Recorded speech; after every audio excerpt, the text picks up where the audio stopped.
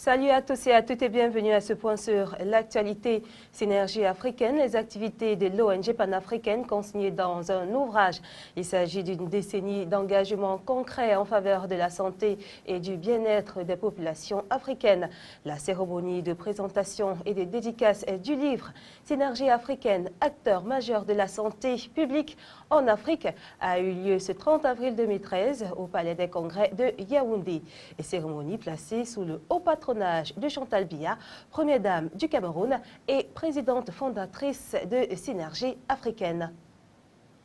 Financement des antirétroviraux, le gouvernement veut éviter des ruptures de stock. La problématique du financement de traitement au ARV au Cameroun était au centre d'une concertation qui a regroupé autour d'une table ce 30 avril 2013 à Yaoundé les responsables du ministère de la Santé publique et les parties prenantes de la lutte contre le sida. C'était dans l'objectif de réfléchir sur l'hypothèse des sources alternatives de financement. Partenariat, l'Université de Douala, l'Agence universitaire de la francophonie et l'Institut du Cameroun s'associent pour la promotion de la jeunesse.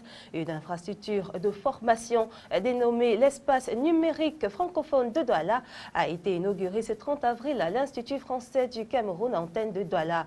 Ce premier campus numérique dans la capitale économique a été présenté sur toutes ses formes afin d'apporter une solution aux problèmes de formation de qualité en ligne. L'ambassadeur de France au Cameroun, Bruno Gang, a eu à l'occasion bénéficié de l'assistance des autorités gouvernementales et locales.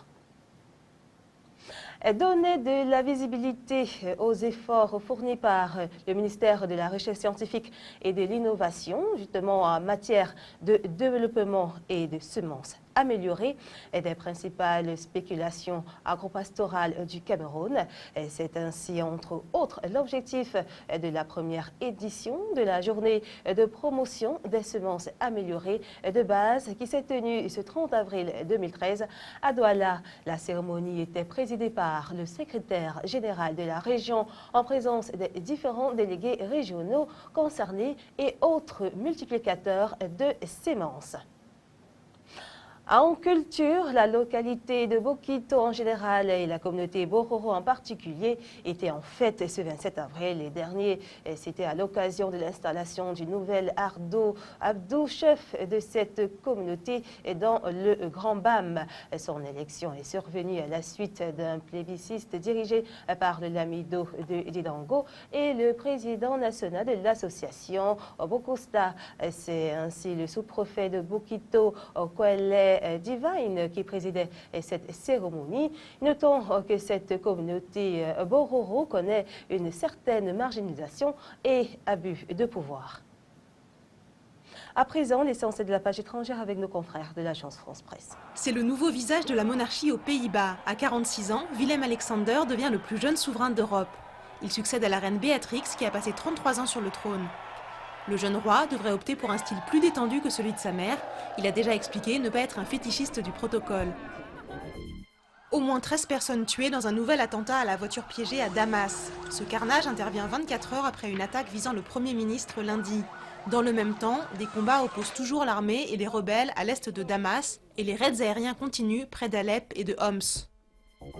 Le placement en détention provisoire de Yulia Tymoshenko en 2011, illégal et arbitraire, selon la Cour européenne des droits de l'homme. L'ancien Premier ministre ukrainien a obtenu la condamnation de son pays. Son avocat a immédiatement appelé à sa libération. Pour le président Viktor Yanukovych, c'est hors de question, car l'opposant doit encore être jugé dans 2 autres affaires.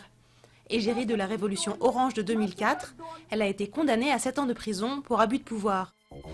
François Hollande sur le terrain pour défendre sa boîte à outils contre le chômage. En déplacement au Mureaux, le président a martelé que la seule priorité qui vaille, c'est l'emploi. Il a annoncé que 20% des 2000 nouveaux CDI chez Pôle emploi seraient affectés aux quartiers populaires. Le chef de l'État a aussi reconnu que l'objectif d'inverser la courbe du chômage à la fin de l'année serait très difficile à atteindre. Un restaurant espagnol désigné meilleure table du monde. El Cellar de Can Roca a détrôné le Danois Noma qui occupait la première place depuis 3 ans. Installé à Gérone, en Catalogne, l'établissement est tenu par les frères Roca, respectivement chef, pâtissier et chef sommelier. Le premier restaurant français, lui, n'arrive qu'à la 16e place. Voilà, fin de ce flash d'information sur CAMNews 24.